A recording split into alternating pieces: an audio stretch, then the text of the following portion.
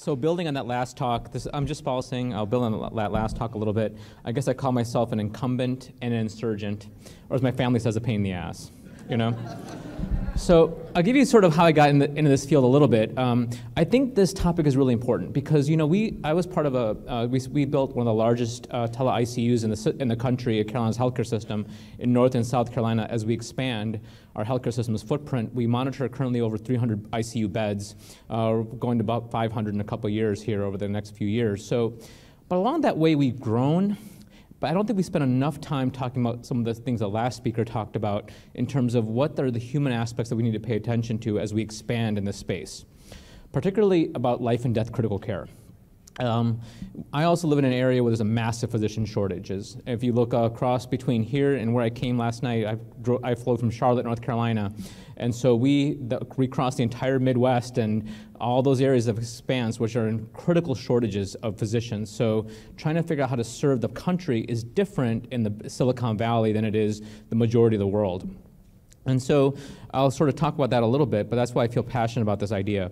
And then sort of talk about the key factors here about what's involved in life and death critical care, as well as provide a different perspective, hopefully, and maybe some growth opportunities.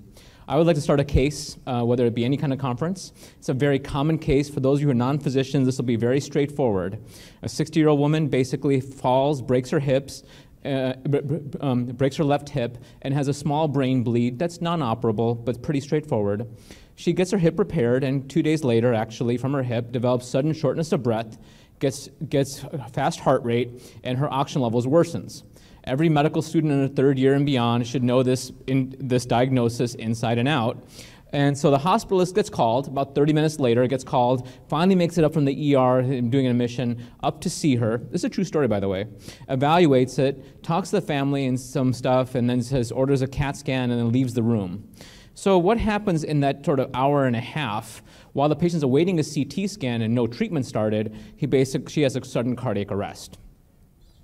Code Blue team is summoned. How many of you are physicians who do Code Blues? Anybody? Okay, how many of you have witnessed a Code Blue as a family member? All right, some of you have. So you've sort of seen what a Code Blue is. So the players in a Code Blue. So this is where sort of things kind of take on a new level of complexity. There's the physician or the NPs, the PAs, the residents, the house staff, whoever it is sort of running the code, getting in there, sort of calling the shots.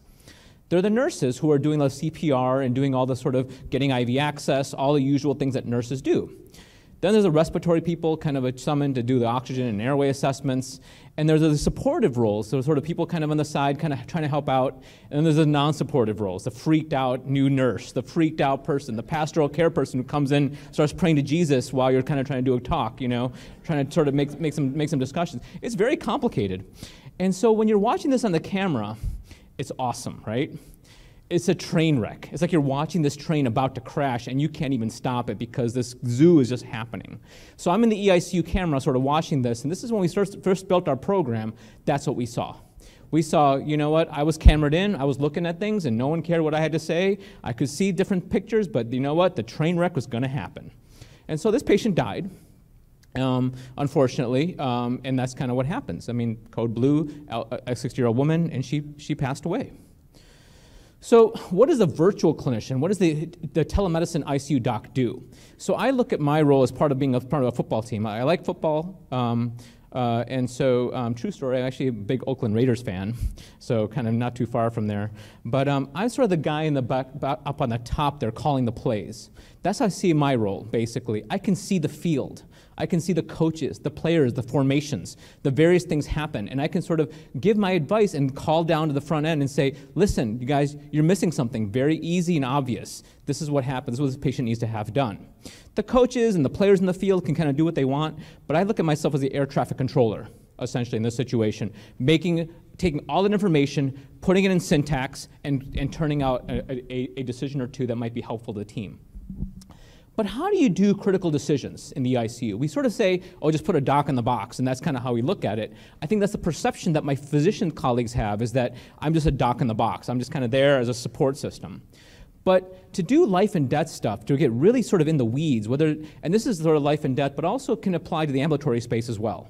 There's sort of how do you get high-level clinical decisions made quickly and turn them out fast. You need probably, I look at it as 4 things.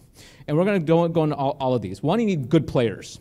The last speaker talked about some of the aspects. We're going to take a deeper dive into what the human aspects of who your docs are. A doc is not a doc is not a doc. There's all differences. And a nurse practitioner, PA, whoever you put in there, we put pharmacists in. Pharmacists are different. You can't just have a single sort of script of a position. It's very different on other factors. The information that's coming back and forth, how do you process that? How do you weed through all of it? The audio, video, you get what you pay for, and we're going to talk about how the implications of that are. And then the communication as a team. As we kind of evolve healthcare, it's clear that we're not going back from a team-based paradigm. So how do you evolve that? So the players, I like to talk about the players. So if you think about it, if you're thinking about a draft board, it's almost essentially the way I describe it. At the base, to be even drafted on the team, you need to have some minimum requirements for critical care. You need to be board certified as a specialist and be credentialed at the hospital.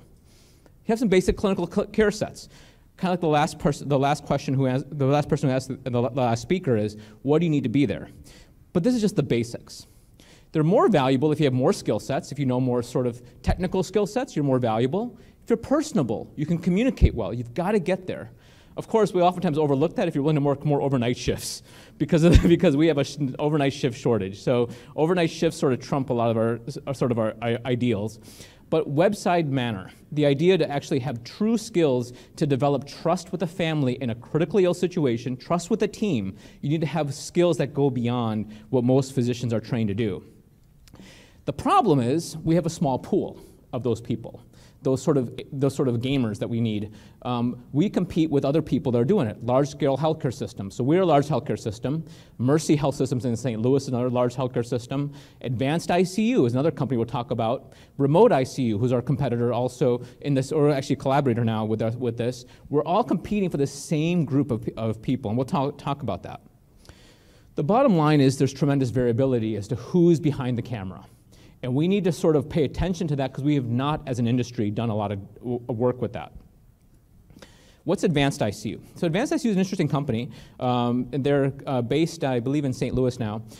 This is from their website, stolen from a couple of days ago, actually. The largest, most experienced ICU provider in the nation, do about 60,000 patients annually. So this is how they sort of call themselves. What they did is they took the EICU platform by Phillips VISICU and sort of said, we are going to put this in all our facilities that are partnering with us. This VISICU platform was developed a couple of decades ago, actually, and hasn't evolved much since. So I'll kind of talk about that a little bit, what an opportunity might be. Currently, they have 65 hospitals, 140 care-focused clinicians, actually, and they're based in St. Louis with satellite locations nationwide.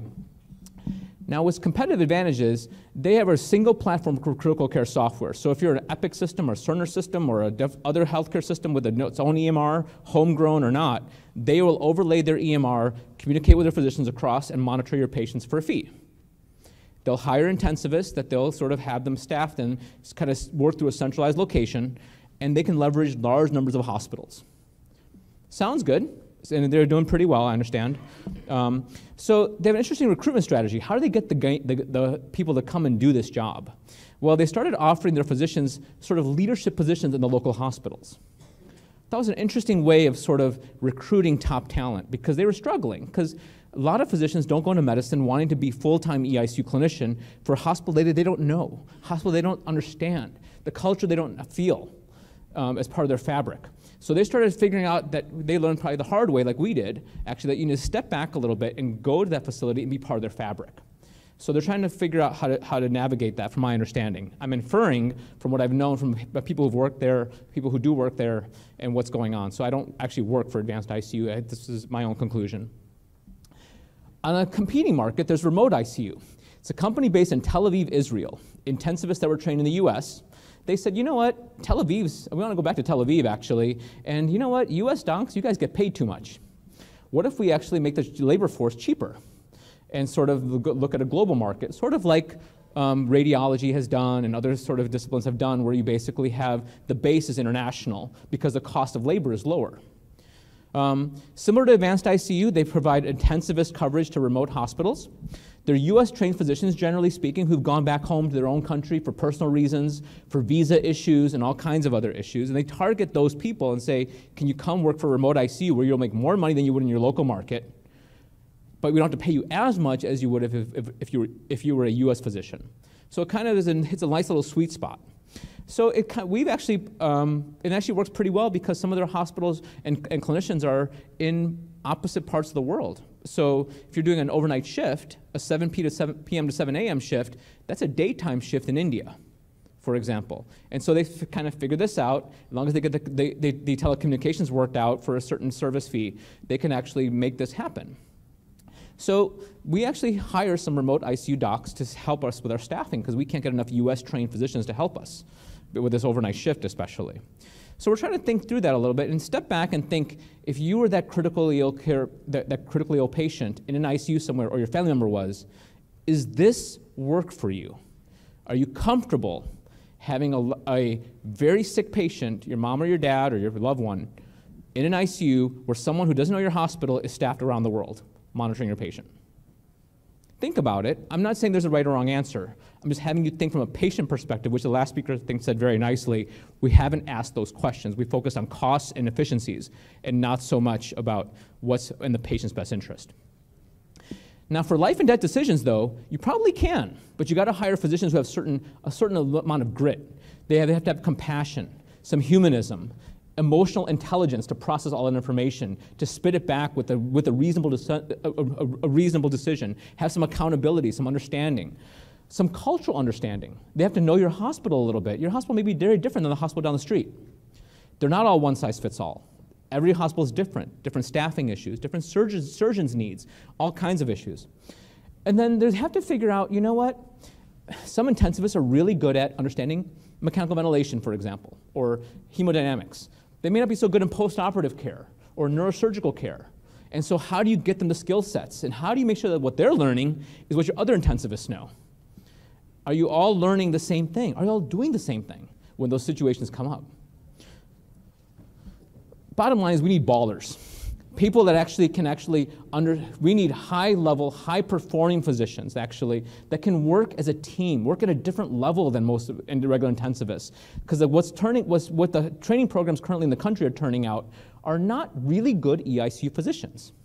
They're not focused on that. They just want to get their, fellowship trained. They do a good job at the bedside, but the training programs haven't really embraced this at a wholesale level that we need. So I'm hoping that we can have some conversation about some of that opportunity to actually influence the training of physicians in this country to embrace this model, because we're not scaling down, we're scaling this up. So where are there opportunities?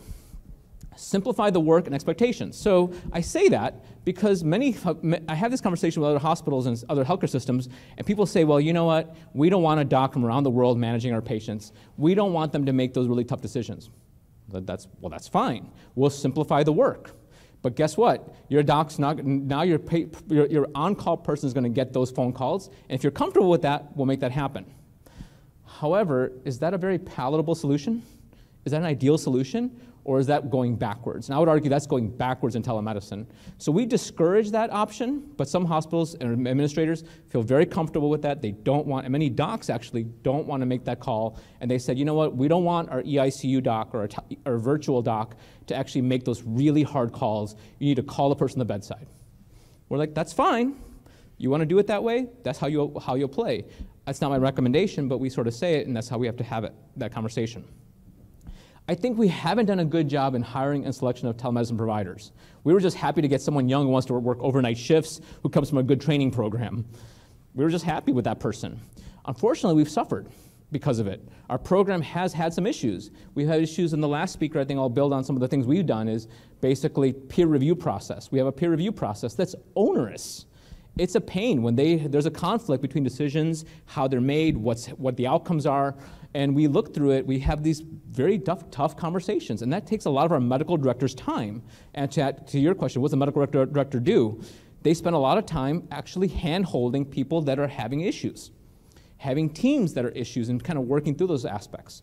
So yeah, so we're focused. It's much easier on the front end to say, have that conversations, do assessments, do focus assessments, do objective testing. I'm getting more into the stuff I didn't used to believe in, which is all the psychometric testing from new employees and new hires. I never used to believe in that, but actually it's working out pretty well for our physicians so far. Training and assessments based on deficiencies. You know, other day I made a decision that I don't think was the best decision. And so, you know what? I'm going to go to a course and figure this out. But even better yet, I'm going to take my group with me.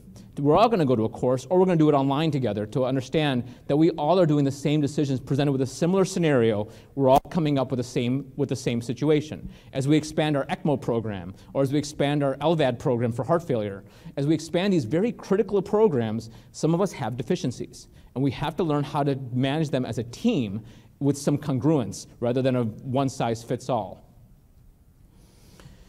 So the other part is reincorporate physicians into teams. And I think remote ICUs discovered this. They used to have their physicians kind of, you know, the hospital at night would show up, you'd log in. And then they realized very quickly that actually, if you weren't part of dedicated to one hospital or healthcare system, you had a hard time people getting to know you, how you worked, what your style was. And they actually scaled back their work a little bit to focus narrowly on certain systems and hospitals. And I think on the same token, what we've done is we've trained our intensivists in the virtual space to have more presence in the daytime with their unit of ownership. And I think that's been a very big thing that we need to focus on more carefully is how do we get them back these physicians on both ends of the camera actually to work together as teams, as units. The other thing we talked about is actually team-based training. And so we're trying to figure out how do you train people as teams across the continuum. So that was the players. How am I doing on time? Okay, cool. All right, part two, the information. So you have multiple systems. Here's a typical ICU patient, multiple alarms, I don't know how well that shows up, multiple life support devices, things that are talking, things that are beeping, things that are alerting. How do you make sense of it all? Especially if you're on the camera end, how am I going to sort of make sense of where some things I can't even see on the camera? How am I going to know what the vent settings are, what the ECMO settings are, what the flow rates are, all those things like that? Those require a higher level of understanding in audiovisual. So you have multiple alerts, and there's already a well-reported thing of alarm fatigue already. So people are like, well, there's set up alarms. Well, everybody ignores the alarms. I'll tell you, everybody ignores all alarms all over the place. So alarm system is not working so well as a system. Hopefully that'll evolve. Medical records. Medical records have evolved tremendously. So I work in a system with this big Cerner user. Well, I can tell you, I grew up with Cerner. I kind of know it now. But new person coming in, they don't know where those hidden documents are. They don't know where the hidden reports are. Those communications between nursing and staff, it's contextual. So how do you sort of maneuver throughout all that? There's charting. Nursing documentation lives in a separate realm, which I have some access to, but I really don't want to have access to because it's full of a bunch of garbage. And then tools and processes that are all hidden there. And they don't communicate with each other. The bedside stuff here has nothing to do with what's in the medical record right now. So they don't communicate. So now you have an intensivist on their end trying to make sense of all this. And how do you prioritize the information? How do you make sense of what's happening? I would argue that this is a high priority for virtual care solutions to start thinking about how to take the information that they're giving providers and make sense of it. So Phillips VISICU is probably the industry leader by far and away for ICU software. It's something that a couple of intensivists from Hopkins kind of left Hopkins and developed it through a system in Maryland. And it's become the clear market leader for critical care systems. For those who go to the ATA meetings, they got I think the Lifetime Achievement Award a couple of years ago when I was there. And they started in the late 1990s to early 2000s, and it's a nice thing. They have a separate EMR and it's separate that overlies or parallels the hospital information system. So if a hospital has an outdated EMR, it doesn't really matter for the EICU physicians' work. That's at least what they'll tell you. And it's evolved somewhat, but I would argue not enough. Because in that span, large healthcare systems, EMRs have evolved tremendously with incredible amount of information, overlay, order entry, all kinds of features that make the EMR of the Phillips VISICU system somewhat outdated. But this is the system in most of the ICU programs around the country and around the world. So I'll sort of leave that to pause. For those of you who are in the VSee space, I think this is particularly an opportunity for integration if you're thinking about other sort of ways to sort of penetrate this market. And for life and death decision making, for really hard level decisions, the information being fed in real time has to talk. It has to integrate, has to take that off my plate when I'm behind the camera to say, Jaspal, you got to start thinking about this.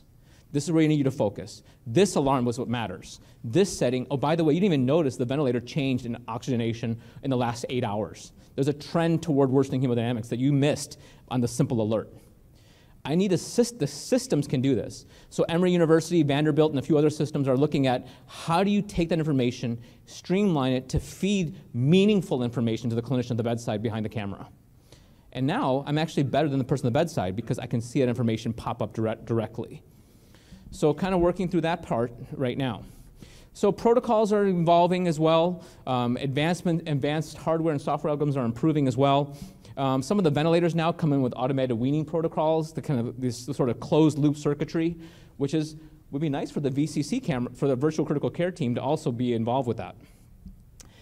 But I think what I'd like to see, and there's a talk later on today, critical for life and death decision making, artificial intelligence.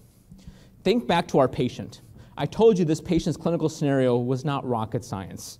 Every clinician who trains in medical school or MP school or PA school could have made that diagnosis the second I put those 3 bullet points up. You know, I see a head nodding there. Could the computer have made the decision? This patient's at high risk of pulmonary embolism, needs to be on treatment right away. Treatment's been started, actually. Do you have any objections? No. This is and then an hour and a half of treatment versus a cardiac arrest. Yeah, sometimes you might overtreat people. But these are the questions we have to ask ourselves. Is the computer system actually more robust and be able to process information meaningfully, notice a trend of worsening, and put some data points together in an algorithm and actually feed back a decision that's meaningful, accurate, and timely?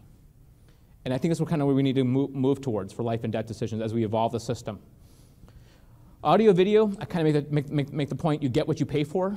We started out with kind of cheapening some of our audio visual, some of our smaller hospitals because they didn't want to pay for the better equipment. They didn't have the bandwidth to support better equipment. And now we're having to, 2 years later, retrofit it all because we realize we really can't make high-level decisions, which is what they want us to do, by looking in a dark room, a dark space, and a small bit of the patient's face. You know, I need to see the whole expanse. I need to see the room. I need to be able to pan out in the room when the code's happening. I need to be dial into the ventilator and see its waveforms when I need to see them. I need to be able to do that with fair amount of fidelity and not rely on the person at the bedside to take this little cart and like, where do you want it? You know, those little mobile carts or the phones. I mean, I can tell you, I've had seizures over the sort of telephone things, the mobile health apps, because people who are in the presenter aspect of these things don't know what you need. So you need the systems to be able to automatically be able to drive them as much as possible, at least for critical care. So the Phillips system for us works pretty well for this, but I think there's other systems as well growing into this aspect as well.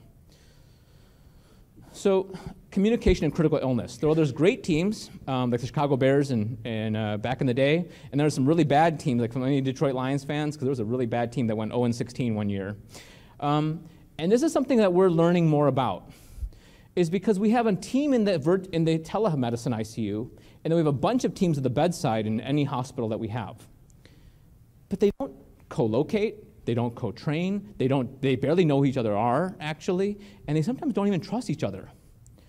That trust aspect is a huge issue. And if you don't trust your colleagues and your partners, we gotta start thinking, we have to have some serious problems about really high-level decision-making. How do ICU teams communicate? Anyone see anything wrong in this picture? Well, for sake of time, I'll make it fast. She's giving all the shocks. She's looking at the monitor away from the patient's eyes and her team's eyes. People are standing by, kind of looking around dazed and confused, wondering what to do. Are they going to get shocked or what's going to happen? And this is not the way we kind of look at the camera. If I'm dialed in this camera picture right now, she would ignore me, because that's not how she's thinking. She's thinking about just giving a shock right now, but we're thinking about team-based care delivery. But to do that, we need to sort of work as a team more effectively. So team-based exercises with our EICU docs and other docs is evolving, but we don't know how to, we don't know how to do this virtually. We've partnered with docs in India and Costa Rica, and I don't know where else we have people, docs all over the world now. How do I get them to sort of say, you know what, you treated this brain hemorrhage wrong. Let's kind of go through a course together. How do we learn to do this? Well, we have to do some online classes, some online training, some hand-holding, some quality review. That's going to be a little challenging. How do we make them be a part of the fabric of our institution so that when our nurses call and need help, they trust what they say? We're still working through this. We're learning, so we're looking for ideas here because we're struggling in this space. But I think it's necessary. So I hope I touched on the major points of how I look at how do you get to life and death decision making. Can you do it? Sure. Should you do it? Yes. But you have to think through these aspects one by one. It's not a one-size hardware software fits all. It's much more deeper and more and more difficult. So we do this for what? Adjustments of life support, decisions for lytics for stroke. You heard about a code stroke program. Critical care transport. We're looking at putting a mobile cart on our EMS and choppers. So that basically we can figure out which hospital they need to go to with a reasonable decision rather than the EMS person guessing where to go. Oh, sorry. And then we're also thinking about emergent diagnostic studies, ECMO support, where they need to go, high resource life support situations, and with all the recent hurricanes and stuff like that, we are not too far from areas where we need to think about disaster support and hurricane support and those kinds of aspects. So I hope I give you something to think about. Again, I'm out of time. I'm sorry for going over. Thank you so much for your time.